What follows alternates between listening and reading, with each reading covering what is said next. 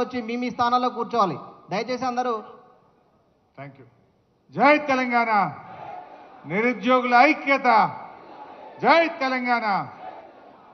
గౌరవనీయులు, జీవితమంతా కూడా విద్యార్థుల కోసం, నిరుద్యోగుల కోసం, బలహీన వర్గాల ప్రజల కోసం నిరంతర పోరాట యోధుడు అన్న పెద్దలు ఆర్ కృష్ణయ్య గారికి, గౌరవనీయులు తమ్ముడు రాకేష్ రెడ్డి గారికి, గౌరవనీయులు అశోక్ గారికి, గెల్లు శ్రీను గారికి, నీలం వెంకటేష్ గారికి, సిపిఎం పార్టీ రాష్ట్ర కార్యదర్శి గౌరవనీయులు పెద్దలు జాన్ వెస్లీ గారికి, వేదిక మీద ఉన్న మా నిరుద్యోగ యువతి యువకులకు, ఇంత గొప్పగా ఈ కార్యక్రమాన్ని స్వచ్ఛందంగా నిర్వహించినటువంటి నిరుద్యోగ జేఏసీ సభ్యులకు, మా సోదర సోదరీమణులకు, మీడియా మిత్రులకు అందరికీ పేరు పేరున నమస్కారం, ఉద్యమాభివందనాలు.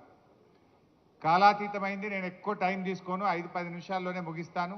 దాదాపు 2 దాటింది కనుక మీ ఓపికను ఇంకా పరీక్షించే ఇదైతే నాకు లేదు. మిత్రులారా, ఈరోజు ఈ నిరుద్యోగ జేఏసీ ఏమడుగుతా ఉంది? నాడిచ్చిన మాట నిలబెట్టుకో రేవంత్ రెడ్డి అని అడుగుతుంది. ఇదే రేవంత్ రెడ్డి ఆనాడు నిరుద్యోగ యువతి యువకుల దగ్గరికి వచ్చి వేడుకున్నాడు, ఎన్నికల్లో వాడుకున్నాడు. గద్దెనెక్కిన తర్వాత ఏమైందయ్యా నువ్వు ఇచ్చిన మాట అంటే ఇవాళ మొండి చేయి చూపిస్తా ఉన్నాడు. నిరంకుశంగా అణిచివేసే ప్రయత్నం చేస్తూ ఉన్నాడు. ఆనాడు రేవంత్ రెడ్డి గారిని నమ్ముతారో నమ్మరో అని రాహుల్ గాంధీ గారిని అశోక్ నగర్ సెంట్రల్ లైబ్రరీ మెట్ల మీద కూర్చోబెట్టి మొదటి ఏడాదే 2 లక్షల ఉద్యోగం ఇస్తామని చెప్పి రాహుల్ గాంధీతో చెప్పించారు. ప్రియాంక గాంధీ గారితో సరూర్ నగర్ స్టేడియంలో మీటింగ్ పెట్టి మొదటి ఏడాది 2 లక్షల ఉద్యోగాలు ఇస్తామని, రాజీవ్ యువ వికాసం ఇస్తామని, 4000 నిరుద్యోగ భృతి ఇస్తామని, బ్యాక్లాగ్ పోస్టులన్నీ నియామకాలు చేస్తామని ఎన్నెన్నో మాటలు చెప్పించారు. మరి మాటలు చెప్పిన రాహుల్ గాంధీ, మాటలు చెప్పిన ప్రియాంక గాంధీ ఇలా పత్తా లేకుండా పోయినరు. గాంధీలు మాయమైపోయినరు. గాంధీల పేరు చెప్పి ఓట్లు అడిగినరు. మేనిఫెస్టోలో పెట్టి బాండ్ పేపర్లు పంచి గద్దెనెక్కిన ఇవాళ రేవంత్ రెడ్డి ఏమో ఏమైందయ్యా అంటే ఇవాళ నన్ను కూర్చున్నాడు, జూబ్లీ హిల్స్ ప్యాలెస్లో కూర్చున్నాడు.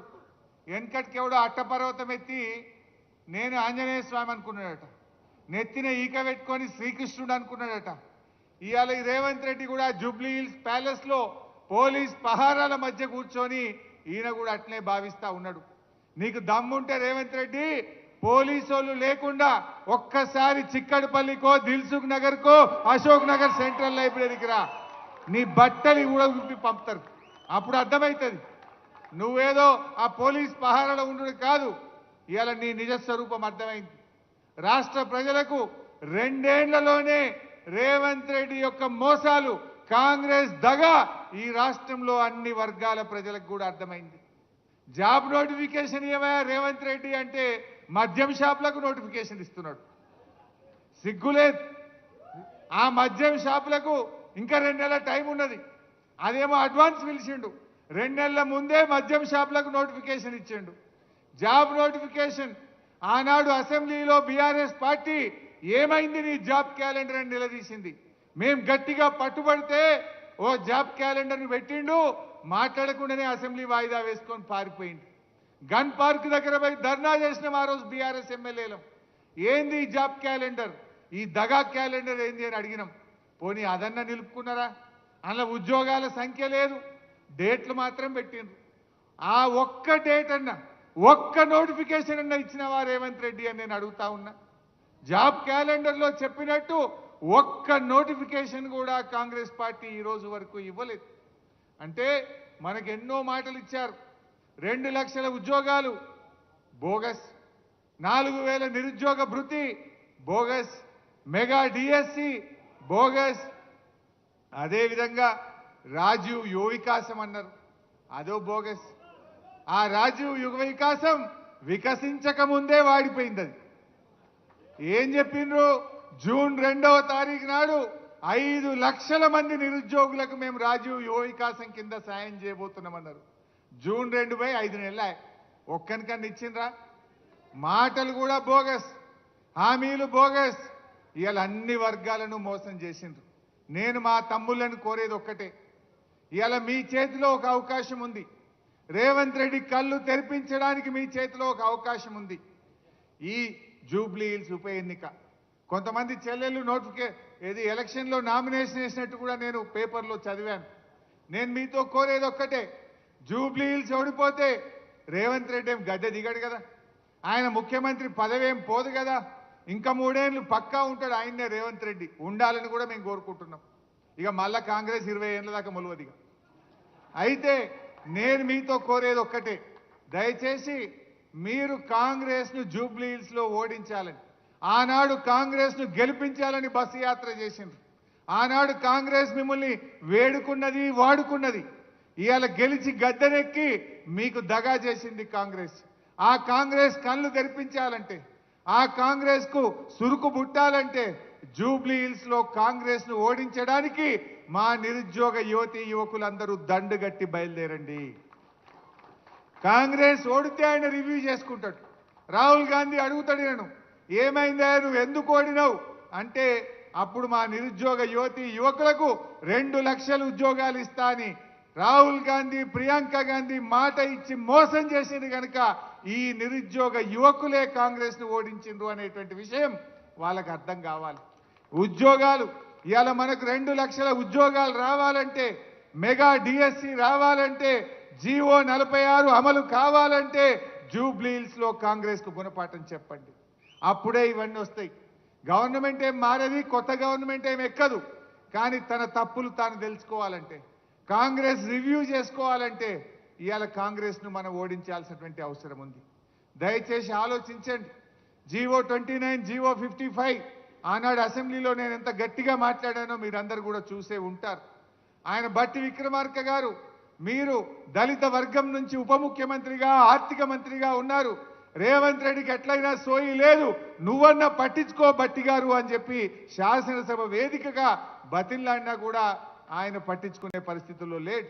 అంటే ఇవాళ ఎంత దుర్మార్గంగా వ్యవహరిస్తున్నారో మీ అందరికీ అర్థమైతా ఉంది. జాబులు నింపండి అయ్యా అంటే జేబులు నింపుకుంటున్నారు కాంగ్రెస్ వాళ్ళు. జాబులు నింపుతలేరు కానీ కాంగ్రెస్ నాయకులు జేబులు నింపుకునే పనిలో పడ్డారు. గల్ల పెట్టెలు నింపుకుంటున్నారు. ఏమి చూసినా పర్సెంటేజీలు. ఇవాళ రేవంత్ రెడ్డి విద్యాశాఖ మంత్రిగా ఫెయిల్, మున్సిపల్ మంత్రిగా ఫెయిల్, హోం మంత్రిగా ఫెయిల్, ముఖ్యమంత్రిగా కూడా ఫెయిల్ అయిపోయింది. ఒక్క దాంట్లో మాత్రం పాస్ అయింది, కలెక్షన్ మంత్రిగా మాత్రం పాస్ అయింది, వసూళ్లలో మాత్రం పాస్ అయిండు, అన్నిట్లలో ఫెయిల్ అయిపోయింది. ఇందాకో తమ్ముడు బాగా చెప్పిండు, విద్యరాని రేవంత్ రెడ్డి విద్యాశాఖ మంత్రి, దేశంలో అతి ఎక్కువ క్రిమినల్ కేసులు ఉన్న ముఖ్యమంత్రి ఈయననే హోం మంత్రి, జీవితంలో ఎన్నడూ మంత్రి చేయని వ్యక్తి డైరెక్ట్ గా ముఖ్యమంత్రి అయితే ఇవాళ రాష్ట్రం పరిస్థితి ఏమైతుందో మనందరం కూడా గమనిస్తా ఉన్నాం. ఏది ఏమైనా బాగా ఆలోచించండి. ఇవాళ నిరుద్యోగ యువతి యువకులు రాష్ట్రంలో ఏం జరుగుతుందో ఆలోచించండి. ఆనాడు బీఆర్ఎస్ ప్రభుత్వం టీఎస్ ఐపాస్ తెచ్చి పారిశ్రామికవేత్తలకు రెడ్ కార్పెట్ వేసి పెద్ద ఎత్తున ఐటీ ఉద్యోగాలు సంపాదించింది, పెద్ద ఎత్తున పెట్టుబడులను ఆకర్షించింది, పెద్ద ఎత్తున ఇండస్ట్రీస్ పెట్టించి ఎన్ని వేలాది ఉద్యోగాలకు అవకాశం కల్పించింది. ఇవాళ ఏం జరిగింది? Gun culture. ఆనాడు మనం పెట్టుబడులు ఆహ్వానిస్తే, ఆనాడు మనం పారిశ్రామికవేత్తలను ఆహ్వానించి ప్రైవేట్ రంగంలో ఉపాధి అవకాశాలు పెంచితే ఇవాళ వీళ్ళు తుపాకులు పెట్టి వాటాల కోసం పోరాడుతున్నారు. మంత్రులు, ముఖ్యమంత్రి ఇవాళ గన్నులు పెట్టి బెదిరిస్తున్నారని ఎవరు చెప్తున్నారు? స్వయంగా కేబినెట్ మంత్రి గారి కుమార్తె చెప్పింది, రేవంత్ రెడ్డి తుపాకిచ్చి పంపిండు, బెదిరించి వసూళ్లు చేస్తున్నాము అని చెప్పి మనం చెప్తలేము, మంత్రి గారి కుమార్తె చెప్తుంది. ఇవాళ ఐఏఎస్ ఆఫీసర్లు మధ్యలోనే వాలంటీర్ రిటైర్మెంట్ తీసుకొని ఒక మంచి అధికారి ఇవాళ మధ్యలోనే వెళ్ళిపోతున్న పరిస్థితి వచ్చింది. రాష్ట్రం ఎటువైపు పోతుందో ఆలోచించండి. ముఖ్యంగా నిరుద్యోగ యువతి యువకులు, చదువుకున్నటువంటి వాళ్ళు, ఇవాళ రేపటి భవిష్యత్ తరం నాయకులు మీరందరూ కూడా జాగ్రత్తగా ఆలోచించాల్సిన అవసరం ఉంది. ఇవాళ బీఆర్ఎస్ పార్టీ ఆనాడు 1,64,000 ప్రభుత్వ ఉద్యోగాలు ఇచ్చింది. కాకపోతే మేము చెప్పుకోలేకపోవచ్చు, కాకపోతే మీరు ఆశించినంత స్థాయిలో చేయలేకపోవచ్చు. గ్రూప్ 1, గ్రూప్ 2 ఆ రోజు ఆలస్యమైంది. కారణం ఏంటంటే 2 ఏళ్ళు కరోనా, మేము 95% లోకల్ రిజర్వేషన్ రావాలి, ఎందుకంటే 40% ఇతర రాష్ట్రాల వాళ్ళు గ్రూప్ 1లో వస్తే మన పిల్లలకు అన్యాయం అవుతుందని చెప్పి 95% రిజర్వేషన్ కోసం కేసీఆర్ గారు కేంద్రం మీద ఒత్తిడి పెట్టి 2 సంవత్సరాలు కష్టపడి ఆ లోకల్ రిజర్వేషన్ మనం సాధించాం. ఇందాక మిత్రులు చెప్పారు రేవంత్ రెడ్డి ఉద్యోగాలు ఇచ్చినా అంటుండు. ఆయన ఇచ్చిన వాటిల్లో నోటిఫికేషన్ ఇచ్చింది బీఆర్ఎస్, పరీక్ష పెట్టింది బీఆర్ఎస్, ఫిజికల్ టెస్ట్ పెట్టింది బీఆర్ఎస్, ఫలితాలు ఇచ్చింది బీఆర్ఎస్, కాయిదాలు వంచింది రేవంత్ రెడ్డి. అది 60,000 ఇచ్చిన అంటాడు. ఎస్ఐ కానిస్టేబుల్ ఉద్యోగాలు బీఆర్ఎస్ ప్రభుత్వమే అన్ని పరీక్షలు నిర్వహించిన 15,400 ఉద్యోగాలు బీఆర్ఎస్ నోటిఫికేషన్ ఇచ్చింది. 9,000 గురుకుల ఉద్యోగాలు బీఆర్ఎస్ నోటిఫికేషన్ ఇచ్చింది. 8,000 గ్రూప్ 4 ఉద్యోగాలు బీఆర్ఎస్ నోటిఫికేషన్ ఇచ్చింది. అదేవిధంగా హెల్త్ డిపార్ట్మెంట్లో స్టాఫ్ నర్సులు, పారామెడికల్ సిబ్బంది 7,000 ఉద్యోగాలు బీఆర్ఎస్ ఇచ్చింది. జేఎల్ 1,300 బీఆర్ఎస్ ప్రభుత్వం ఇచ్చింది. 6,000 డిఎస్సి ఉద్యోగాలు బీఆర్ఎస్ ప్రభుత్వం ఇచ్చింది. ఇవన్నీ బీఆర్ఎస్ ప్రభుత్వమే నోటిఫికేషన్లు ఇస్తే వాటికి కాయిదాలు పంచి నేను ఉద్యోగాలు ఇచ్చిన అంటాడు. అచ్చంగా కాంగ్రెస్ నోటిఫికేషన్ ఇచ్చి కాంగ్రెసే ఉద్యోగాలు ఇచ్చింది. కేవలం డిఎస్సిలో 5,000 ఉద్యోగాలు మాత్రమే. దానికి 60,000 70,000 ఇచ్చినామని ఇవాళ అబద్ధాలు చెప్తూ గోబల్స్ ప్రచారం చేస్తూ ఉన్నారు. నిజాలు ఎప్పటికైనా నిజాలే ఉంటాయి. ఎంతకాలం మోసం చేయలేవు, ఒకసారి చేయగలుగుతావు. ఇవాళ నీ నిజస్వరూపం బయటపడ్డది రేవంత్ రెడ్డి. ఇప్పటికైనా మేలుకో. నిరుద్యోగ యువకులకు ఇచ్చిన హామీ ప్రకారంగా వెంటనే 2 లక్షల ప్రభుత్వ ఉద్యోగాలను భర్తీ చేయాలని ఈ వేదిక నుంచి మీ అందరి పక్షాన డిమాండ్ చేస్తా ఉన్నాం. తమ్ముళ్ళకి మేము ఇచ్చే హామీ ఒకటే, తప్పకుండా అసెంబ్లీలో రేవంత్ రెడ్డి ప్రభుత్వాన్ని ప్రశ్నిస్తాం. మొన్న అడిగాం అసెంబ్లీ పెట్టవయా అంటే ఒక్కటే నాడు ఆదివారం పెట్టిండు పోయిండు. ఒక్కటే రోజు పెట్టారు ఎవడన్నా అసెంబ్లీ? ఒకటే నాడు పొద్దున పెట్టిండు, సాయంత్రం బంద్. అది కూడా కాళేశ్వరం కమిషన్ అని ఏదో తిట్టాలి, బురద జల్లాలి, పోవాలి. ప్రజా సమస్యల మీద మాట్లాడదామయ్యా, అసెంబ్లీ పెట్టవయ్యా రేవంత్ రెడ్డి అంటే ఒక్కటే నాడు ఆదివారం పెట్టిండు. అంటే ఎంత భయపడుతుండు, అసెంబ్లీ పెట్టడానికి కూడా భయపడుతున్నాడు.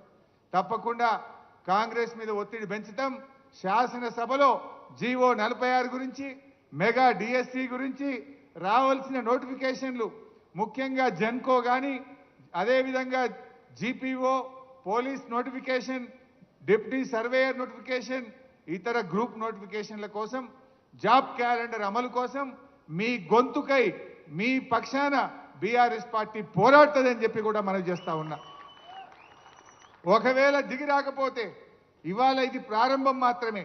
అన్ని జిల్లాల్లో కూడా ఈరోజు మనం ఏదైతే నిరుద్యోగ బాకీ కార్డును మనం విడుదల చేశామో ఈ నిరుద్యోగ బాకీ కార్డును రాష్ట్రంలో అన్ని జిల్లా కేంద్రాల్లో కూడా పెట్టి యువతను ఏకం చేద్దాం, ప్రభుత్వం మీద ఒత్తిడి పెంచుదాం. ప్రత్యక్ష పోరాటంలో కూడా బీఆర్ఎస్ పార్టీ మీతో కలిసి వస్తుంది, మీకు అండగా ఉంటుంది, అన్ని రకాల సహాయ సహకారాలు అందిస్తామని చెప్పి మనవి చేస్తూ ఇంత మంచి కార్యక్రమాన్ని పెట్టి జాన్ వెస్లీ గారిని, నన్ను, ఆర్ కృష్ణన్న గారిని పిలిచి ఇవాళ ప్రభుత్వం మీద ఒత్తిడి పెంచే ప్రయత్నం ఏదైతే చేస్తున్నారో దానికి నేను మనస్ఫూర్తిగా అభినందిస్తూ ఇప్పటికైనా కాంగ్రెస్ మేల్కొనాలని, నిరుద్యోగులకు ఇచ్చిన హామీలు అమలు చేయాలని చెప్పి డిమాండ్ చేస్తున్నాం. రాహుల్ గాంధీ, ప్రియాంక గాంధీ ఆనాడు వచ్చి ఓట్లేయించడమే కాదు, ఇచ్చిన హామీ అమలు చేసే బాధ్యత రాహుల్ గాంధీ గారి మీద, ప్రియాంక గాంధీ గారి మీద కూడా ఉంది. మీరు తక్షణమే రివ్యూ చేయండి, రేవంత్ రెడ్డికి మొట్టికాయలు వేయండి, నిరుద్యోగ యువకులకు ఇచ్చిన హామీ నిలుపుకోండి. లేదంటే ఇంకా 20 ఏళ్ల దాకా మళ్ళా కాంగ్రెస్ మాటే ఉండదు తెలంగాణలో బిడ్డ, జాగ్రత్త అని చెప్పి హెచ్చరిస్తూ జై తెలంగాణ.